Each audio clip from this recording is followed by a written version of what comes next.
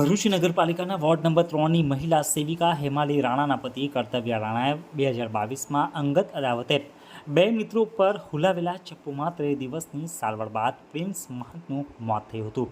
જે હત્યાના કેસમાં ભરૂચ પ્રિન્સિપાલ ડિસ્ટ્રિક્ટ કોર્ટે મહિલા કોર્પોરેટરના પતિને આજીવન કેદની સજા ફરમાવી છે। ભરૂચ નગર સેવા સદનના વોર્ડ નંબર 3ના ભાજપના મહિલા કાઉન્સિલર અને સેનેટરી કમિટીના ચેરમેન હેમાલી રાણાના પતિ કર્તવ્ય પ્રવીણભાઈ રાણાએ વર્ષ 2022માં બે મિત્રો પર છરી વડે જીવલેણ હુમલો કર્યો હતો।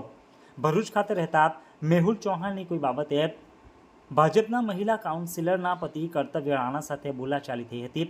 શક્તિનાથ વિસ્તારમાં મેહુલ પોતાના મિત્ર પ્રિન્સ મહંત સાથે કર્તવ્યને મળવા માટે ગયો હતો।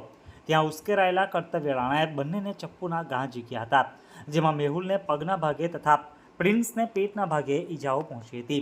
ઈજાગ્રસ્તોને પ્રાથમિક સારવાર સિવિલ હોસ્પિટલમાં આપ્યા બાદ પ્રિન્સ મહંતને વધુ સારવાર અર્થે વડોદરા ખાતે રિફર કરવામાં આવ્યો હતો। ઘટનાની જાણ થતાની સાથે જ એ ડિવિઝન પોલીસનો કાફલો સિવિલ હોસ્પિટલ ખાતે પહોંચ્યો હતો અને આરોપી કર્તવ્ય રાણા વિરુદ્ધ આઈપીસીની 360 સહિતની કલમો હેઠળ ગુનો નોંધી તેની ધરપકડ પણ કરવામાં આવી હતી।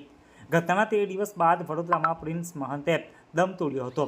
પોલીસે મહિલા કોર્પોરેટરના પતિ સામે હત્યાનો ગુનો દાખલ કર્યો હતો, જે કેસમાં ચાર્જશીટ દાખલ થતાં કેસ કોર્ટમાં ચાલી ગયો હતો। ભરૂચ પ્રિન્સિપાલ ડિસ્ટ્રિક્ટ જજ આર.કે. દેસાઈએ સરકારી વકીલ નીરવ મોદીની દલીલો અને પુરાવા ગ્રાહ્ય રાખ્યા હતા।